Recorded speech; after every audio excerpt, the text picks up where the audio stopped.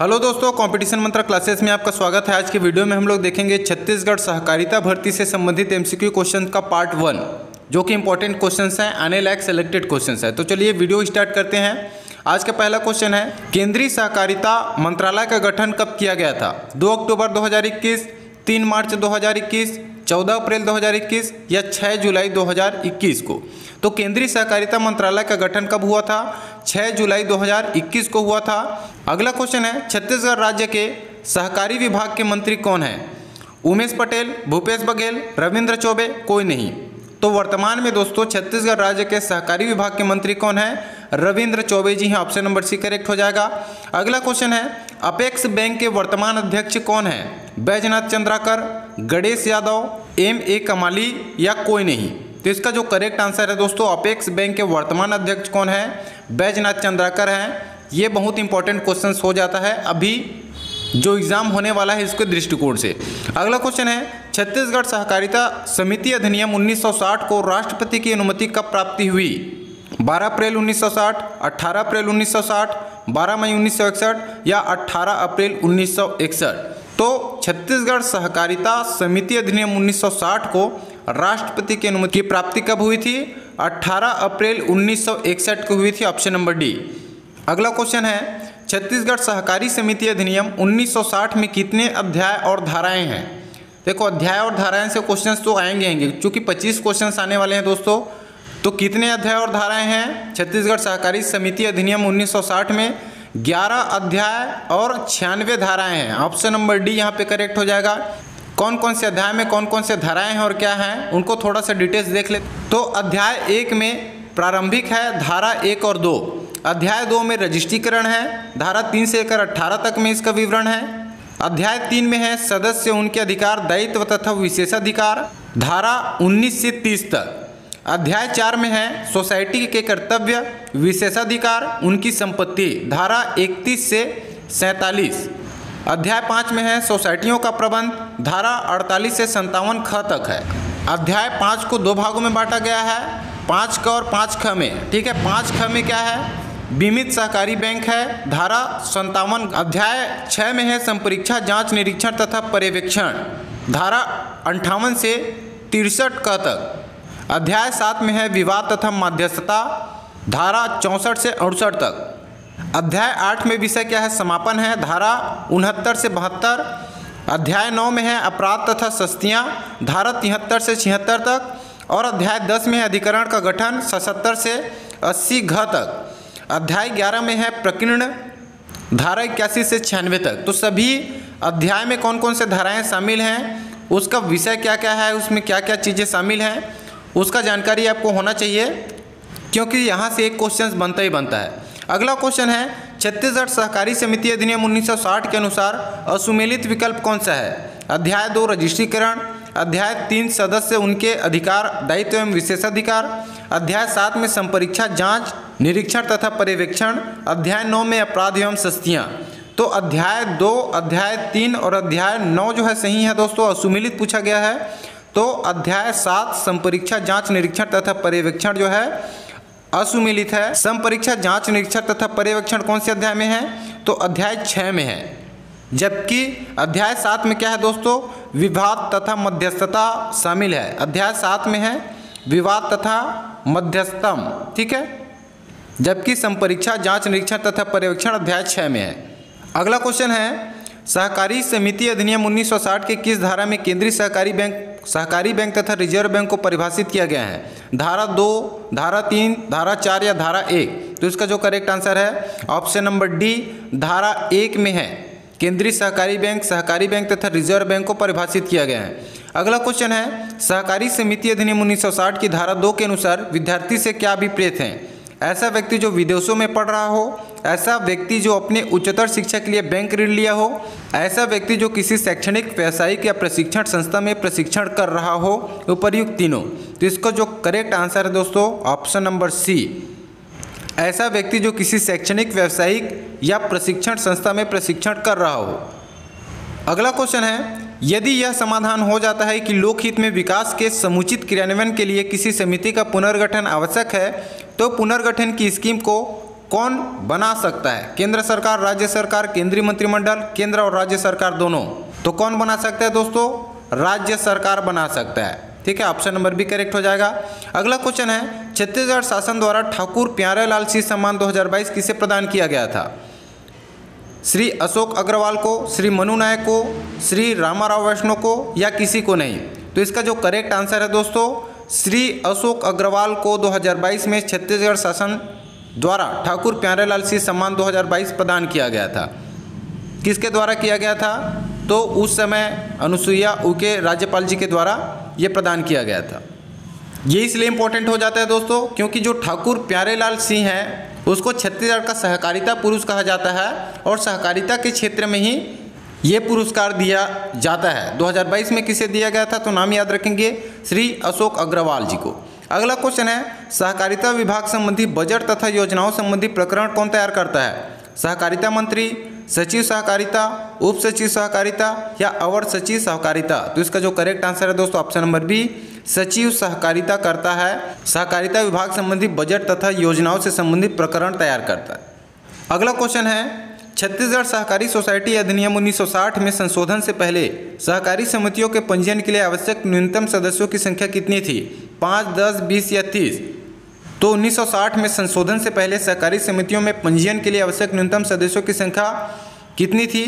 तो option number C, 20। अगला question है, छत्तीसगढ़ सहकारी सोसाइटी अधिनियम 1960 में संशोधन से पहले सहकारी समितियों का पंजीयन कितने दिनों के भीतर किया जाता था? 30, 60, 45 या 90? तो इसका जो करेक्ट आंसर है दोस्तों, संशोधन से पहले सहकारी समितियों का पंजीयन 30 दिनों के भीतर किया जाता था, लेकिन संशोधन के बाद अभी वर्तमान में 45 दिनों में किया जाता है। ठीक है, इसको भी याद रखेंगे, संशोधन से पहले 30 दिन और अब जो है वर्तमान में संशोधन के बाद 45 दिन में किया जाता है। अगला क्वेश्चन है, छत्तीसगढ़ सहकारी सोसाइटी अधिनियम 1960 में सहकारी संस्थाओं के लेखा परीक्षा से संबंधित प्रावधानों में संशोधन किस संविधान संशोधन अधिनियम के अज्ञापक प्रावधानों के अनुपालन में किया गया था? तो इसका जो करेक्ट आंसर है दोस्तों, ऑप्शन नंबर ए, 97वां संशोधन। अगला क्वेश्चन है, छत्तीसगढ़ सहकारी सोसाइटी अधिनियम 1960 में संशोधन के अनुसार अब सहकारी समितियों के लेखाओं की संपरीक्षा कौन करेगा? संधि लेखाकार, रजिस्ट्रार, संपरीक्षकों या संपरीक्षा फर्मों का पैनल? तो इसका जो करेक्ट आंसर है ऑप्शन नंबर ए, संधि लेखाकार करेगा। ठीक है, अगला क्वेश्चन है, यदि किसी सहकारी समिति का साधारण निकाय अपनी लेखाओं की संपरीक्षा हेतु संपरीक्षक या संपरीक्षा फर्म की नियुक्ति वित्तीय वर्ष की समाप्ति की तारीख से 6 माह की कालावधि के भीतर करने में विफल रहता है, तो ऐसी दशा में क्या होगा? तो क्या होगा? इसका आंसर जो है ऑप्शन नंबर ए, रजिस्ट्रार ऐसी सोसाइटी को सुनवाई का अवसर देने के पश्चात संबंधित सोसाइटी की संपरीक्षक या संपरीक्षा फर्म की नियुक्ति करेगा। अगला क्वेश्चन है, छत्तीसगढ़ सहकारी सोसाइटी अधिनियम 1960 के अनुसार सहकारी संस्थाओं के विवादों को निपटाने की प्रक्रिया क्या है?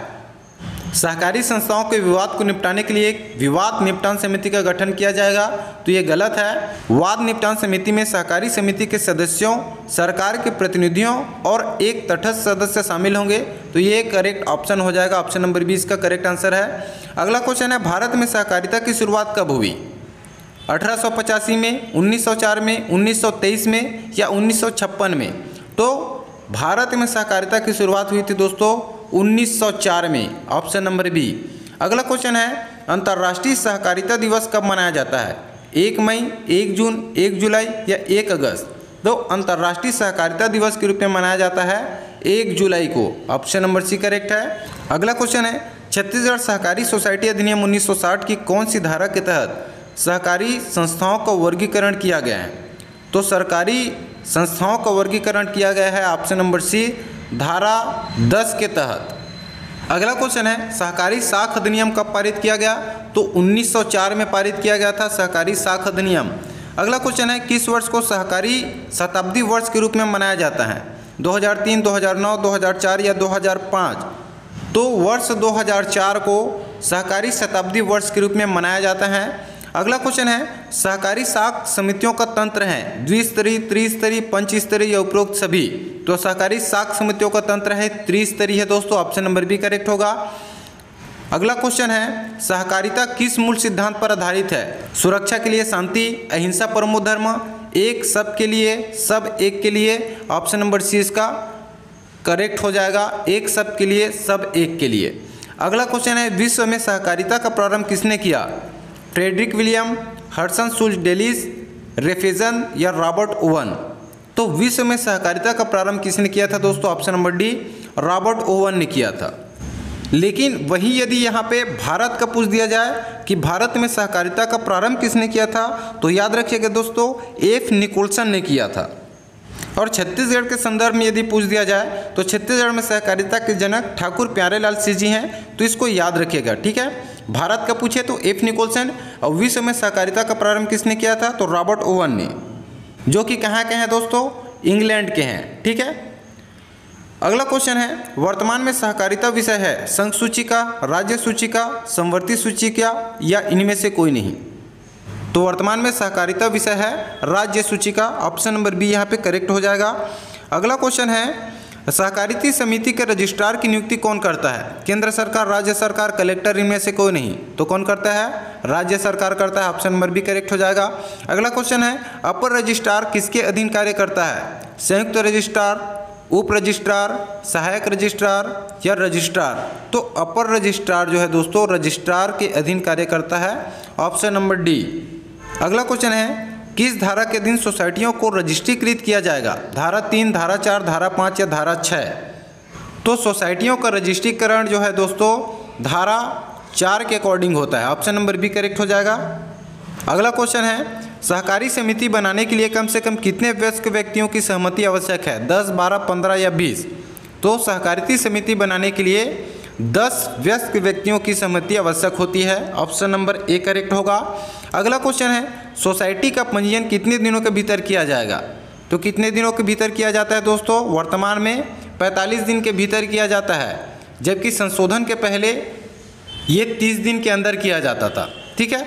अगला क्वेश्चन है, किसी प्राथमिक सोसाइटी के पंजीकरण के समय उस समिति में कम से कम कितने प्रतिशत महिला सदस्य होने चाहिए? तो 33% महिला सदस्य होने चाहिए। अगला क्वेश्चन है, सोसाइटी के पंजीकरण के लिए आवेदन किसके पास करना होगा? राज्य सरकार के पास, कलेक्टर के पास, रजिस्ट्रार के पास या इनमें से कोई नहीं? तो सोसाइटी में पंजीकरण के लिए दोस्तों रजिस्ट्रार के पास आवेदन करना होता है, ऑप्शन नंबर सी करेक्ट होगा। अगला क्वेश्चन है, सोसाइटी के पंजीकरण के लिए आवेदन की प्रक्रिया किस धारा में दिया गया है? तो ऑप्शन नंबर बी, धारा 7 में। अगला क्वेश्चन है, किसी सोसाइटी के बनाए जाने, उसका रजिस्ट्रीकरण किया जाने या उससे बने रहने के संबंध में रजिस्ट्रार का निर्णय अंतिम होगा किस धारा में उल्लेखित है? धारा 10, 9, 8 या 7? तो सोसाइटी के बनाए जाने, उसका रजिस्ट्रीकरण किया जाना या उसके बने रहने का संबंध में रजिस्ट्रार का निर्णय अंतिम होगा, ये किस धारा में उल्लेखित है? धारा 8 में, ठीक है। ऑप्शन नंबर सी यहाँ पे करेक्ट हो जाएगा, धारा 8 में उल्लेखित है। अगला क्वेश्चन है, सोसाइटी के रजिस्ट्रीकरण समाप्त करने की शक्ति किस में निहित है? सिविल न्यायालय में, राज्य सरकार में, रजिस्ट्रार में या कलेक्टर में? तो सोसाइटियों की रजिस्ट्रीकरण समाप्त करने की शक्ति रजिस्ट्रार में होती है, ऑप्शन नंबर सी करेक्ट हो जाएगा। अगला क्वेश्चन है, वर्तमान में कितनी सहकारी समिति कार्यरत हैं? तो वर्तमान में 2058 सहकारी समितियां कार्यरत हैं, ऑप्शन नंबर बी करेक्ट होगा। सहकारी समिति के सदस्यों की निर्भरताएं का उल्लेख है धारा 19 में, धारा 19 क में, धारा 20 में या धारा 20 का क में? तो सहकारी समिति के सदस्यों की निर्भरताएं का उल्लेख किस में मिलता है दोस्तों? धारा 19 क में है, ठीक है। अगला क्वेश्चन है, सदस्यों के निष्कासन के लिए संकल्प पारित होना चाहिए 1/2 बहुमत से, 3/2 बहुमत से पारित, 3/4 बहुमत से पारित?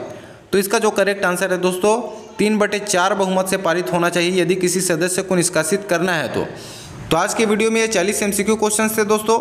ये पार्ट 1 था, इससे रिलेटेड और भी पार्ट्स आएंगे। और इसी प्रकार की वीडियोस पाना चाहते हैं, चैनल में नए हैं तो चैनल को जरूर सब्सक्राइब कर लीजिएगा। मिलते हैं अगले वीडियो में, तब तक के लिए धन्यवाद।